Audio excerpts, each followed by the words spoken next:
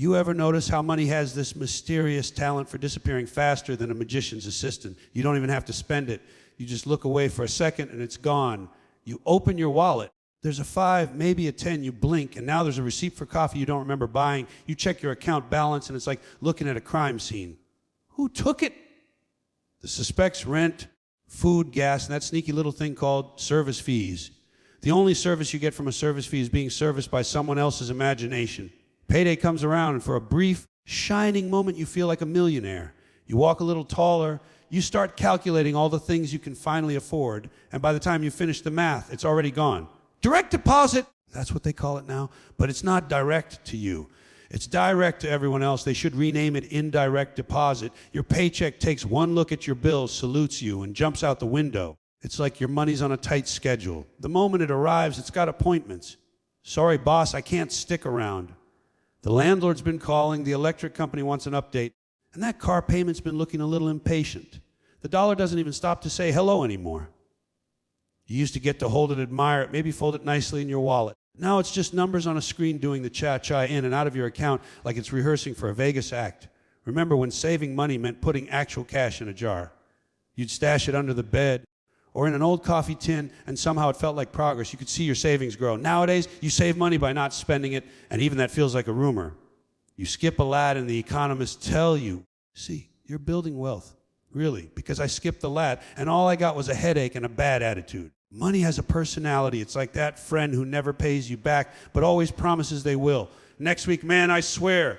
But next week turns into next year, and next year turns into, you know what? Forget it. You can't even hold grudges against money because it's too slippery. It's like trying to wrestle a goldfish. Every time you think you've got a handle on it, it slides right out of your fingers and back into the tank, except the tank belongs to your bank, your landlord, or your favorite grocery store. Speaking of grocery stores, have you noticed how you can't buy anything without it costing more than your dignity? You go in for bread and milk, you come out with a receipt long enough to use as wallpaper. The cash register doesn't even ring anymore, it laughs. You hear the total and it's like the machine's mocking you. That'll be $78.62.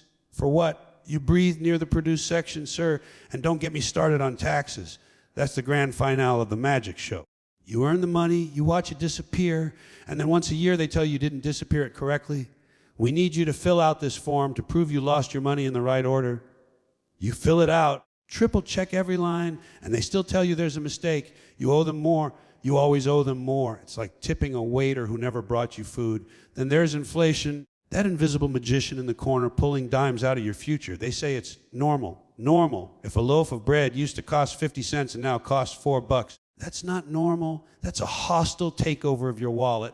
It's like they relabeled everything just to test how much you'll tolerate before you start baking your own bread out of sheer spite. Ever notice how every decade has a new cost of living crisis? You'd think with all our fancy progress, new gadgets, new jobs, new slogans, we'd have figured out how to make life cheaper. Nope! They just make it shinier. In the 70s, your parents worried about gas prices. In the 80s, they worried about mortgages. In the 90s, everyone got credit cards and stopped worrying until the bills arrived. And by the 2000s, we all just agreed, yeah, everything's expensive. Let's talk about something else. They used to say a penny saved is a penny earned. Not anymore. A penny saved is a waste of pocket space.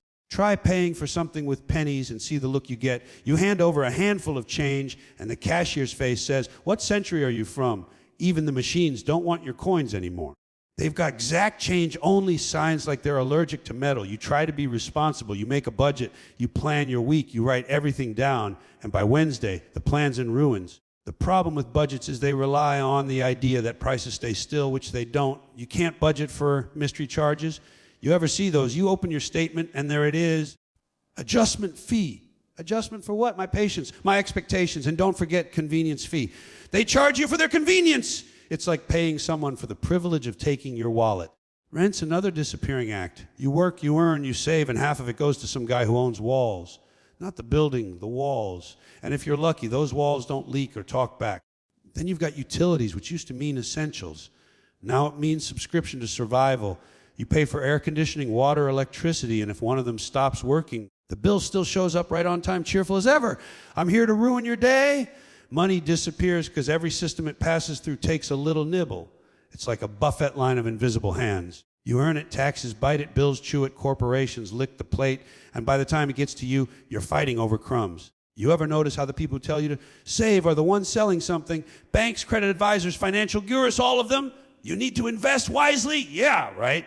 If I was wise, I wouldn't need you. And the best part, they guilt you for not saving. You should have 6 months of emergency funds. Emergency fund. I don't even have a regular fund. I've got to pray the car starts fund. I've got a maybe next month fund. That's what the modern economy really runs on, hope and duct tape.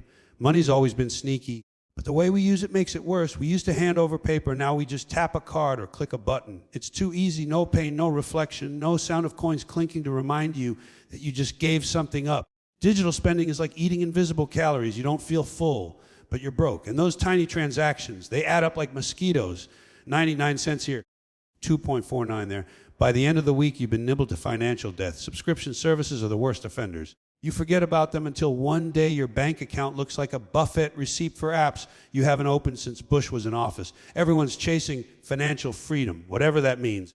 They sell it like a dream. Work hard, invest smart, retire young. But you ever notice the people selling the dream are already rich? They stand on stage in shiny suits telling you how to be like them for a small fee. Meanwhile, you're just trying to figure out how to make the rent without selling your microwave. And there's always a new hack. Save money by skipping coffee, by cutting coupons, by buying in bulk. You buy a lifetime supply of toilet paper, and suddenly you're broke and out of closet space. The truth is, the system isn't designed for you to save. It's designed to keep you spinning plates while everyone else collects tips. You can't even enjoy what you have without someone reminding you that you could have saved it. You buy yourself a sandwich, a simple joy, and your friend says, you know, if you packed lunch, you'd save $100 a month. Yeah, and if you stop talking, I'd save 5 minutes of sanity. But we all do it because deep down, we've been trained to treat money like morality. If you're broke, you're irresponsible. If you're rich, you're wise. But it's not that simple, is it? Some people work their whole lives, save every dime, and still end up wondering why they can't afford peace of mind. Because money doesn't follow logic. It follows gravity. It rolls downhill toward those who already have it.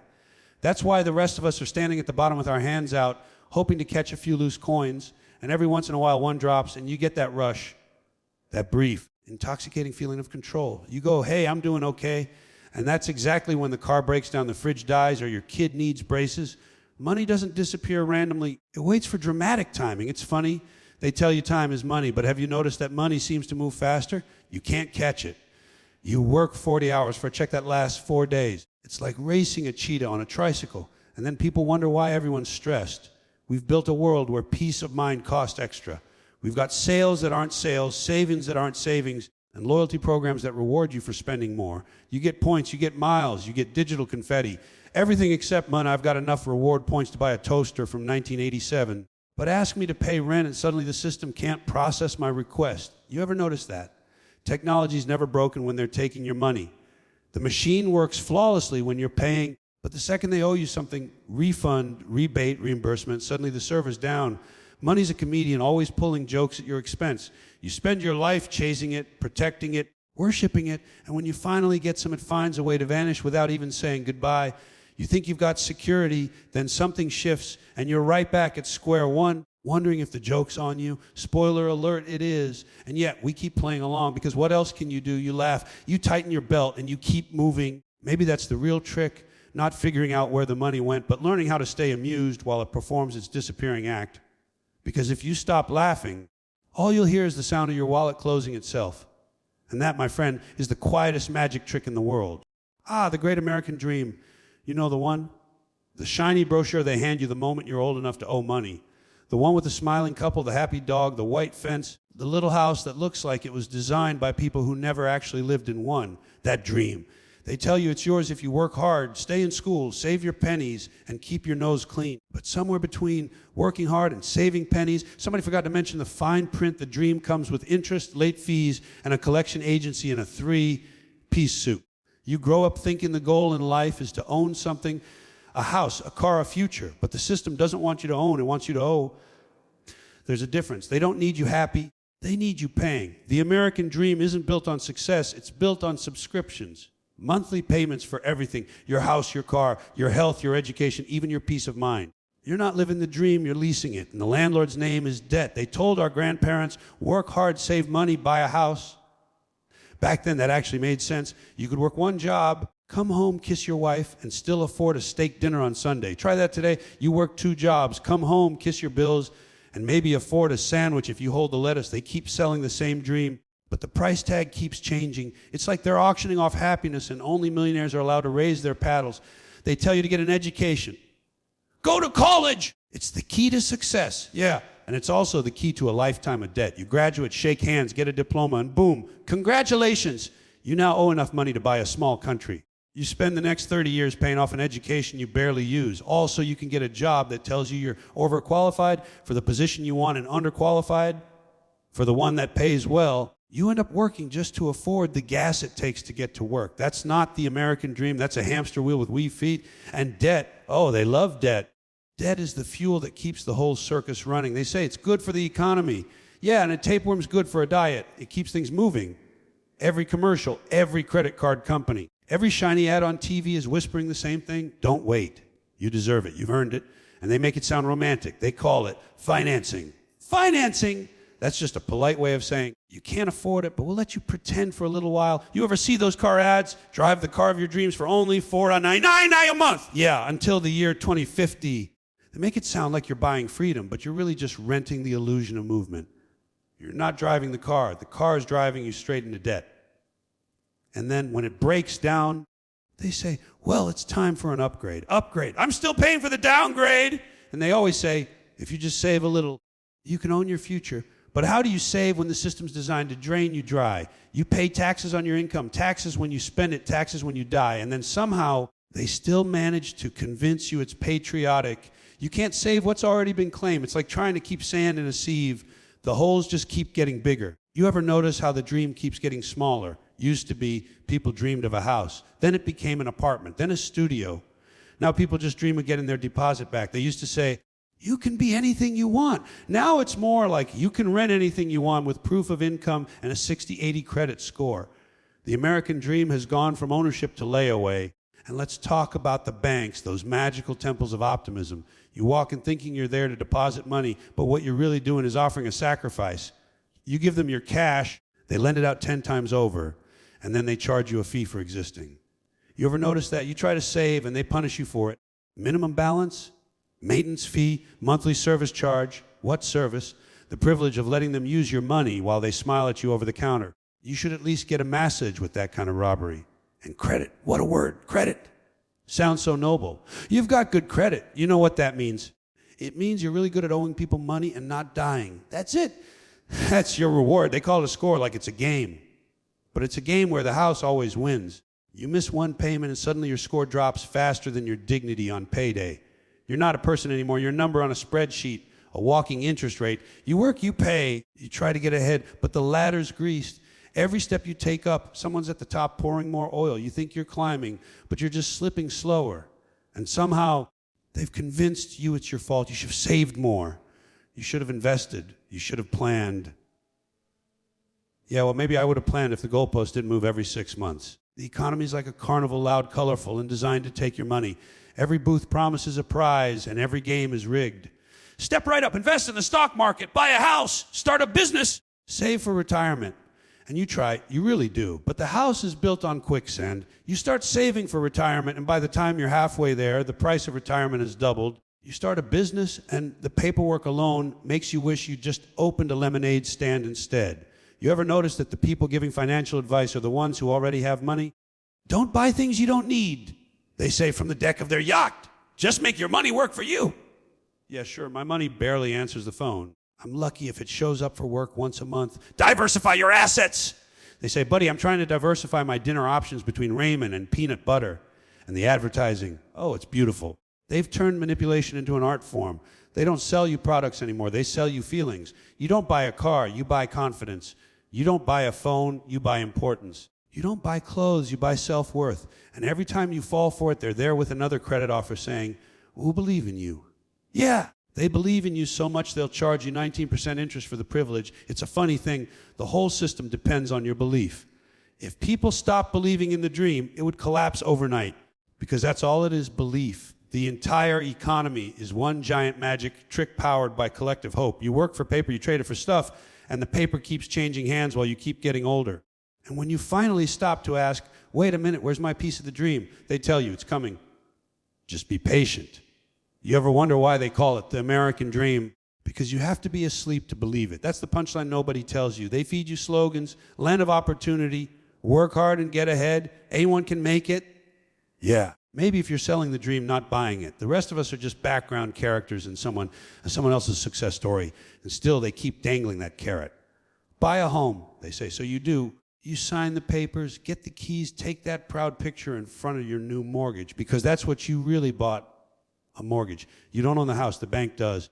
You're just a tenant with better lighting. You spend 30 years paying it off, and when it's finally yours, you're too old to climb the stairs, and if you fall behind, oh, they've got no mercy. Miss a payment, and they swoop in like a hawk on a field mouse. You're not a customer anymore, you're a liability. They take the house, the car, the furniture, and you know what they do with it. Sell it to the next poor fool chasing the same dream. It's a recycling program for broken promises. They people busy chasing paper so they never stop to ask the real questions. You spend your life working to buy things you don't need with money you don't have to impress people who don't care. That's not freedom. That's hypnosis with a price tag. You think you're living independently, but every step is planned out for you. From the loans you take to the ads you see to the price of your morning coffee. You're not free. You're just efficiently managed.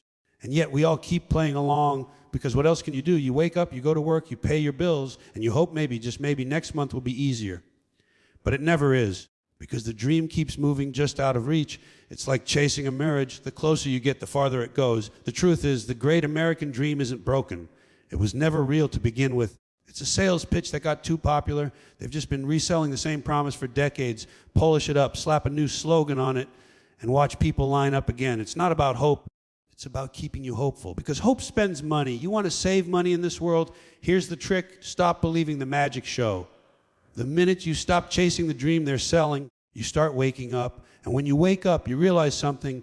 The dream was never about having more. It was about wanting less, because once you stop chasing what they tell you to need, you find out you already had everything that mattered. And that's when you finally stop being part of the trick. All right, let's talk about banks. The temples of money, the holy shrines where they pretend to protect your cash while secretly building an entire empire out of it. You walk in there thinking you're in control, like you're some kind of responsible adult managing your finances. You've got your account, your little card, your passcode, your checkbook. You feel like a grown-up until you realize you're not managing anything. They're managing you. You're not the customer. You're the resource. You're the crop they harvest every month, one little fee at a time. They've got you convinced that putting your money in the bank is the smart thing to do. Safe, secure, insured, all those buzzwords that sound like comfort food for the anxious. They make you believe that your money is sitting in some shiny vault, stacked in neat piles, guarded by lasers and a guy named Frank with a mustache and a badge. You picture your savings tucked in there like a sleeping baby. What you don't realize is that baby's been adopted 10 times, and it's currently out there earning someone else a profit while you're at home feeling proud of your savings. That's the big joke. You don't save money at the bank saves money from you. They lend out what you deposit, make interest on it, and toss you a thank you in the form of a 0.01% annual return. That's not interest, that's pity. You could make more money finding coins in couch cushions. And the best part, they have the nerve to call a reward. A reward! Like they just handed you a medal for existing. You ever look at your bank statement and see interest earned? Yeah, it's usually about 42 cents. And you think, hey, free money, free money. No, it's a reminder. It's the bank's way of saying, we just made $5,000 with your deposit, but here's enough to buy half a gumball. Thanks for playing. Meanwhile, if you borrow money from them, suddenly interest becomes the villain in every bad movie. It's everywhere. It multiplies. It grows in the dark when you're asleep. You take a loan for $1,000, miss one payment, and somehow you owe them $1,200. They've turned math into witchcraft. You pay and pay, but the balance doesn't move. It's like trying to shovel snow in a blizzard. No matter how much you clear, more just keeps coming. You know what they call that? Compound interest. Sounds impressive, doesn't it?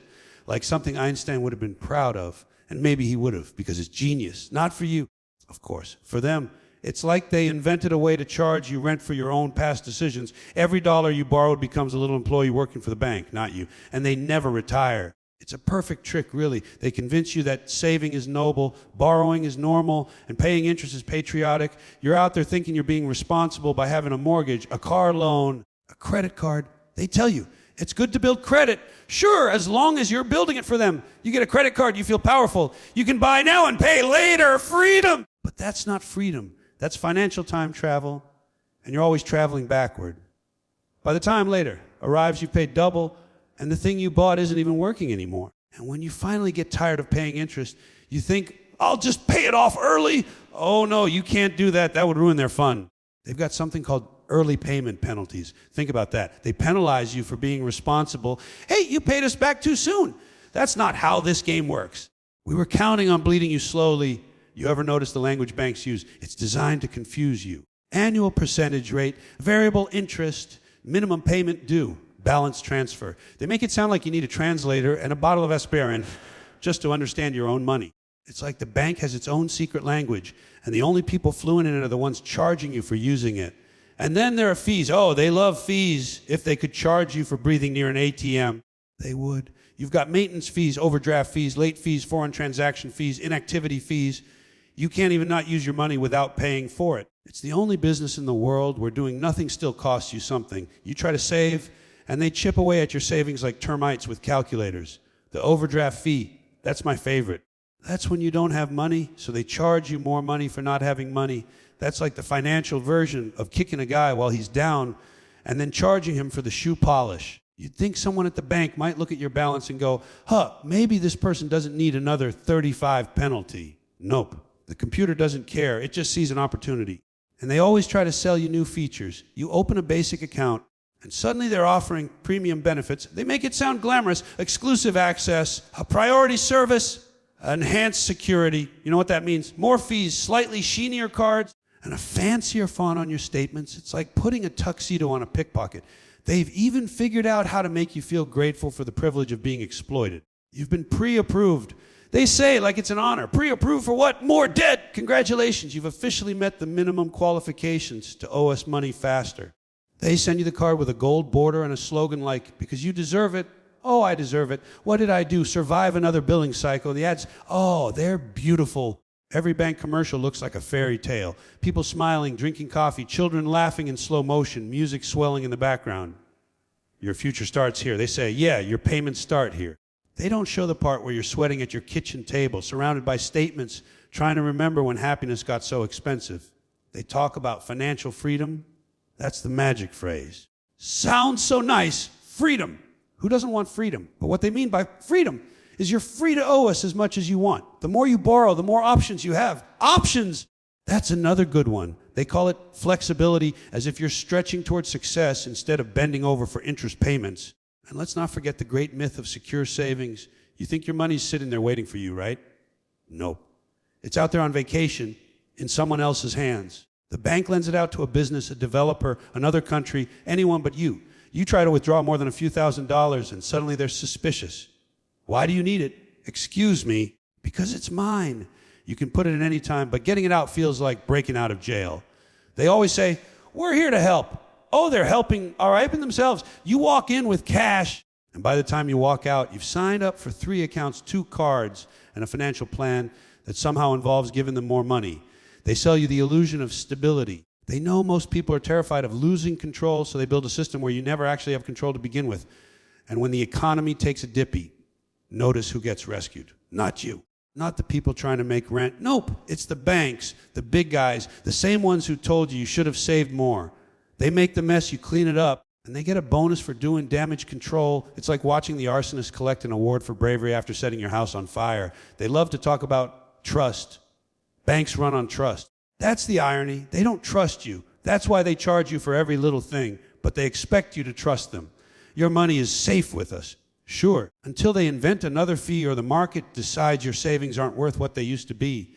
And even when you think you're being clever, keeping cash under your mattress, they've already gotten to you. Because the system's designed so that you can't function without them. You can't buy a house, a car, or even rent an apartment without that magical number they control, your credit score. That's the real leash. They don't need to take your money by force. They just make sure you can't live without owing them something. The funny thing is people still talk about banks like they're respectable institutions.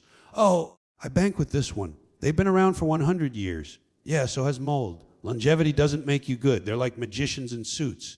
They pull profits out of thin air and convince you that you should applaud. And there's a myth of wealth management. You ever notice that? They don't offer wealth creation. They offer management because you're not supposed to make more. You're supposed to organize what little you have so it fits neatly into their system. They'll manage your wealth all right, manage it right into their own pockets. What gets me is how calm people are about it. They get a statement full of fees and just shrug, oh, well, that's how it is. No, that's not how it has to be. That's just how it is because we've been trained to accept it. The bank says policy, and everyone nods like it's the 10 Commandments. Thou shalt maintain a minimum balance or be charged, what, $12.95? And the funniest part, people still call the bank when something goes wrong. Hello, I think there's been a mistake. Oh, it's no mistake. It's the system working exactly as designed. You're not supposed to win. You're supposed to keep believing that one day, if you're smart and careful, you'll get ahead. But the game's rigged. You can't win when the referee owns the scoreboard. Every time you deposit your money, you're playing a game where the house always wins. And they've done such a good job of convincing everyone it's normal that most people never even question it. They think losing slowly is better than losing fast. They call it security. They call it planning. I call it the longest running magic act in history, because that's what it is, a magic show. They take your money, make it vanish, and somehow convince you to applaud. They don't even need the smoke and mirrors anymore. Just paperwork and polite smiles. The real trick isn't how they make your money disappear.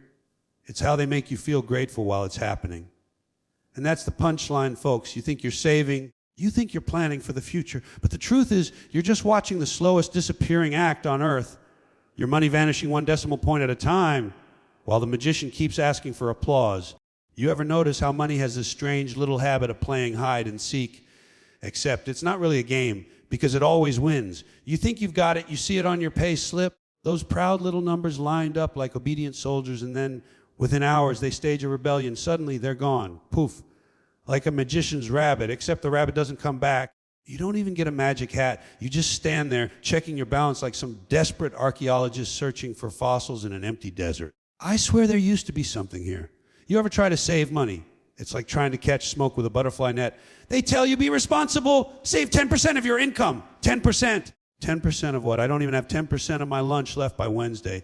Every time you think you've tucked a little away, something comes along with a handout. Rent, insurance, bills, taxes, all of them lined up like hungry relatives at a family dinner. You can't save money in this system because the system doesn't like competition. The system wants all the money. You're just the delivery guy.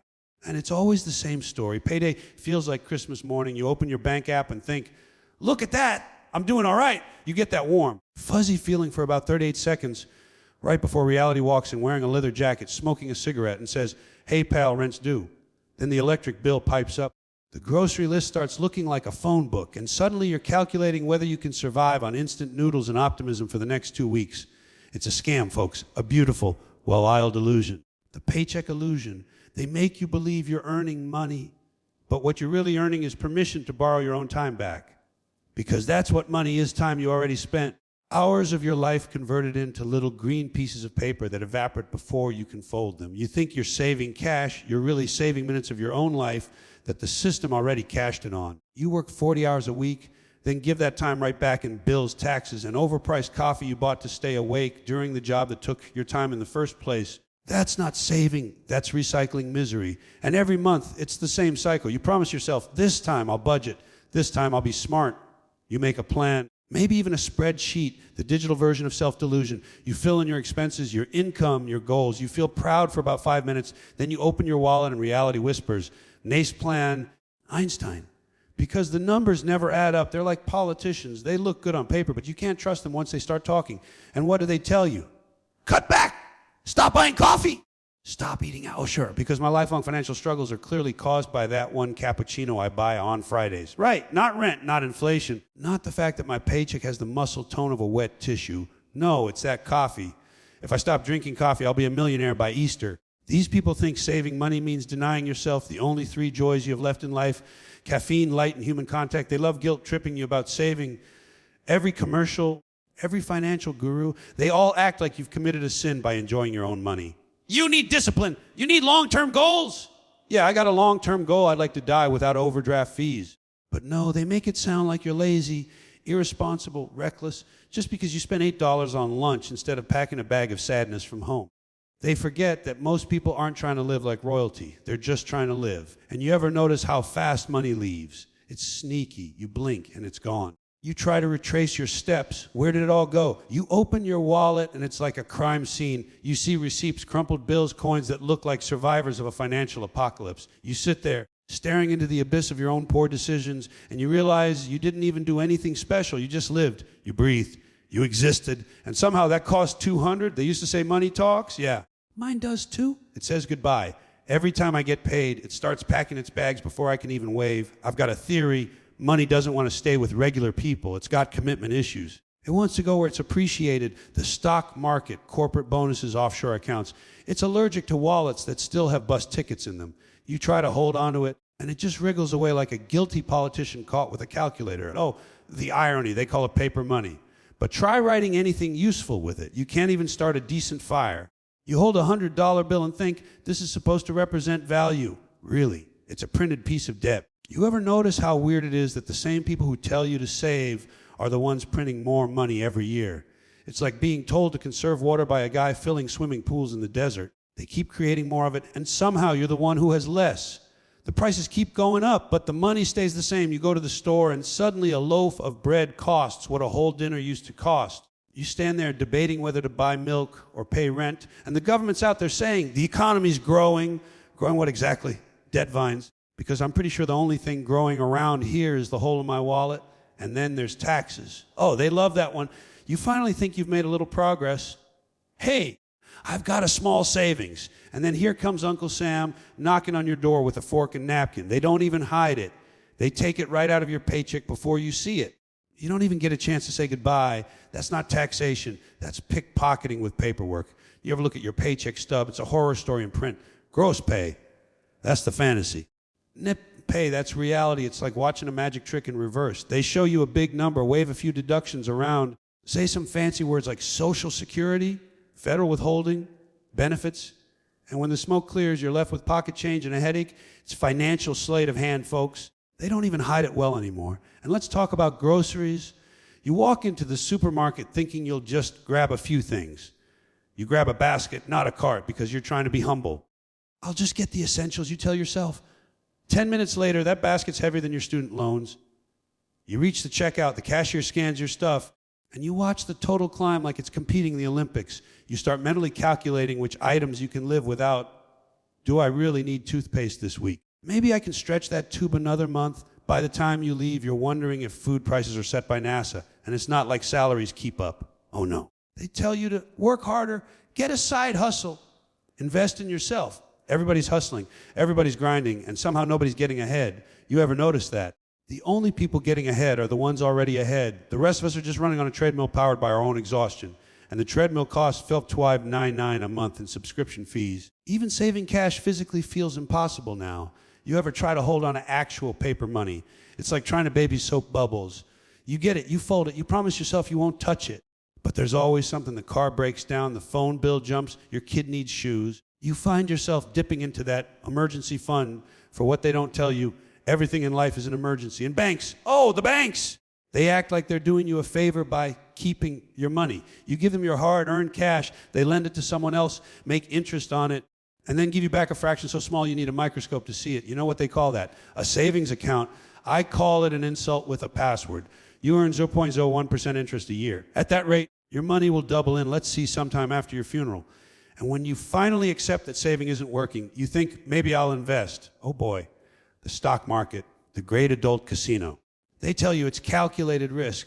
Yeah, calculated by people who already won. You put in your 500, the market dips, and suddenly you're watching your dreams dissolve in real time. They tell you, don't panic, it'll come back. When? After my landlord evicts me. Money is the greatest disappearing act in human history. You start with optimism, end with receipts. And somehow, they've convinced everyone it's your fault. You didn't budget right, you didn't plan, you didn't live within your means. Meanwhile, the means keep shrinking and the prices keep growing like weeds on miracle fertilizer. They tell you to tighten your belt, but there's only so far you can tighten before you can't breathe. And isn't it funny how people brag about saving? Oh, I saved a $50 this month. Yeah, where is it? Well, I had to spend it, but technically I saved it first. That's not saving, that's a layover. Your money just stopped by your account on its way to someone else. It's like a hitchhiker using your wallet as a rest stop. I think the real joke is that people believe money has value. It doesn't. The only reason it means anything is because we all agreed to play pretend. We made up this game centuries ago, and now we're stuck in it. The magician said, "Watch closely. I'm about to turn paper into power," and everyone clapped. And now we're living in the encore, wondering how the trick works while the magician's already counting the profits backstage. Saving money feels like a magic trick because it is one, just not your trick. You're the audience. The show's already over, and you're still applauding the illusion. The rabbit's gone, the hat's empty, and the applause is all that's left. Because in the end, that's the real act, making you believe that someday, somehow, if you just play the game right, you'll be the magician. But deep down, you already know the truth. The only thing disappearing faster than your dollar is your belief that you ever had control of it.